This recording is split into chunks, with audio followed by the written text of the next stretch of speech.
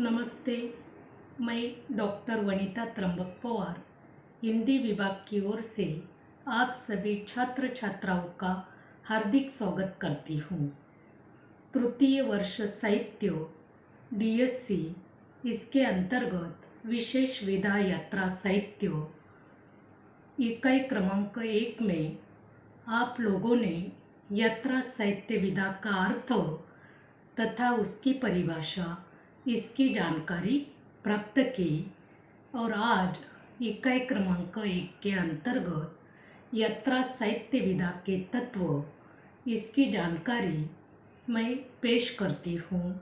यह तो निश्चित है कि यात्रा वर्णन का संबंध यात्रा से है और यात्रा कल्पित होकर वास्तविक होती है। इसलिए यात्रा लेखन का स्वयं यात्री होना इसकी मूलभूत शर्त है। यात्री अपनी यात्रा के दौरान जो भी अनुभव प्राप्त करता है वे उसकी नितांत निजी अनुभव है। यात्रा वर्णन विधा निर्धारण को लेकर हो रहा चिंतन काफ़ी क्लिष्ट है होने के कारण इस विषय पर अधिक साहित्य नहीं मिलता। तो भी उसके स्वरूप को लेकर निम्नलिखित तत्व निर्धारित किए जा सकते हैं। प्रथम तत्व है यथार्थ यात्रा। यात्रा वर्णन चूंकि यात्रागत अनुभव को लेकर चलता है, इसलिए यात्राकार का स्वयं यायावर होना अनिवार्य है। यायावर का मतलब यात्री। कोई व्यक्ति यदि चाहे कि वह किसी दूसरे यात्री की यात्रा के वृत्तांत और अनुभवों को सुनकर उन्हें यात्रा वर्णन के रूप में निबद्ध कर दे तो वह ऐसा कर तो सकता है, परंतु यात्रा वर्णन के रूप में उसकी रचना विश्वसनीय नहीं होगी, क्योंकि उसमें जोड़, कल्पना आदि का प्रयोग किया जाता है। यात्रा वर्णन यात्रा तो यथार्थ होनी चाहिए जो स्वयं लेखक द्वारा संपन्न की गई हो और इस यात्रा में अत्यंत पूरी तरह सजग रहा हो। यह यात्रा स्वदेश और केवल ब्रह्मात्मक दृष्टिकोण में से किसी भी आधार पर की गई हो सकती है, परंतु इसमें स्थूल का दर्शन एक समान ही रहता है, जिसमें प्रकृति, परिवेश, जलवायु से जुड़े सभी पहलू आ जाते हैं।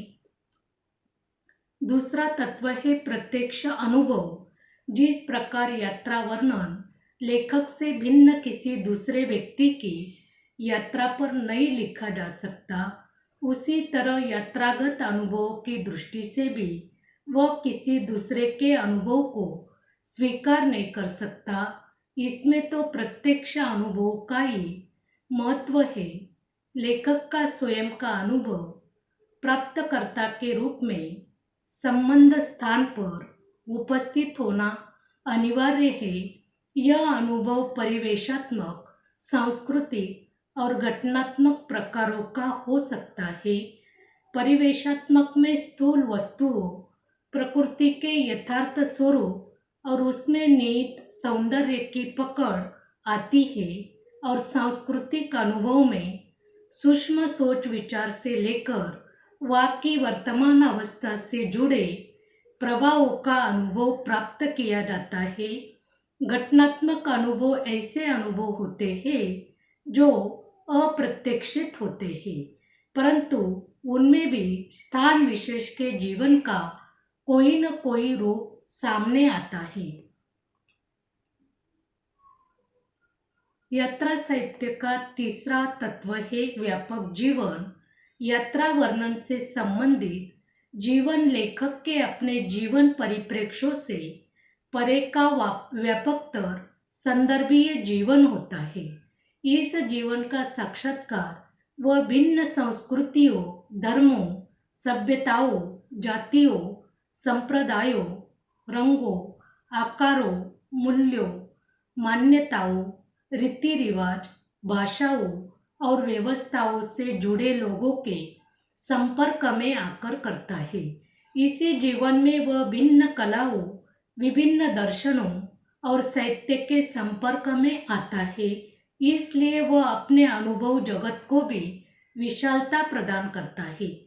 इसी अनुभव में वह मानवता के वैश्विक और विराट स्वरूप का परिचय प्राप्त करता है। इसी जीवन के संपर्क में आने से वह अपने जीवन से तुलना करते हुए आश्चर्यचकित होने की सीमा तक अपने चित्त का विस्तार करता है।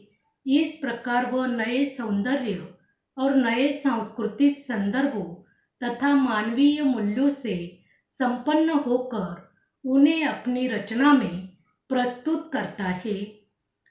चौथा तत्व है कलात्मकता।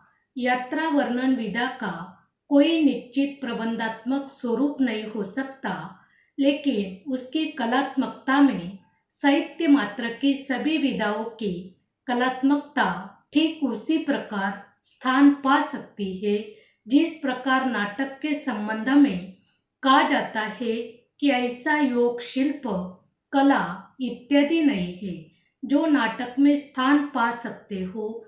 वास्तव में यात्रा लेखक के लिए सभी कलाओं की सृजनात्मकता का ज्ञान और गीतिकार की सी भावुकता, निबंधकार की सी विषय निबद्धता, महाकाव्यकार और उपन्यासकार की सी व्यापकता, नाटककार जैसी संवादात्मकता और डायरी लेखक जैसे गणितीय दृष्टि और आत्मकथाकार और जीवनीकार जैसी तटस्थता होना अनिवार्य है। और यात्रा साहित्य का पांचवा तत्व है प्राकृतिक सौंदर्य। यात्रा का अर्थ अपने स्थान से हटकर किसी दूसरे स्थान तक पहुंचना है।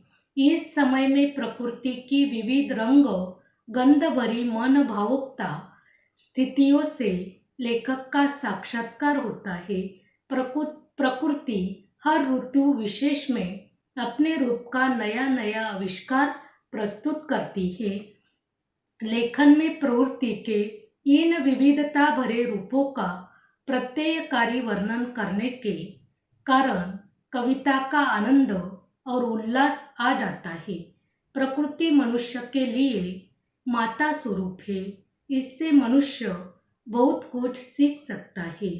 प्रकृति एक उपदेशक, गुरु, मित्र या सखा के रूप में मिल सकती है। और छठा तत्व है इतिहास बोध। यात्रा वर्णन करते समय इतिहास का अचूक ज्ञान भी आवश्यक है। जिस प्रदेश की यात्रा हो, उस प्रदेश के भूगोल के साथ उसका एक दैदीप्यमान इतिहास भी होना चाहिए।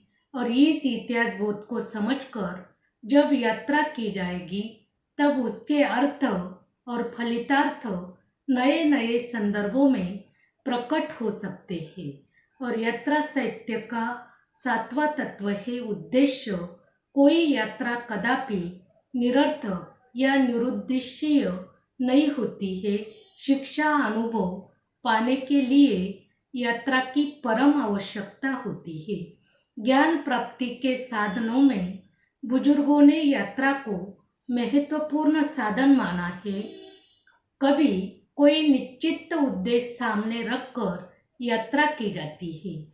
कोई यात्रा औद्योगिक स्थानों की जानकारी प्राप्त करने हेतु की जाती है, तो कभी इतिहास ज्ञान बढ़ाने के लिए, तो कभी ज्ञान प्राप्ति हेतु की जाती है, तो कभी केवल मनोरंजनार्थ भी की जाती है। इस प्रकार यात्रा साहित्य के अलग अलग तत्वों की जानकारी प्राप्त की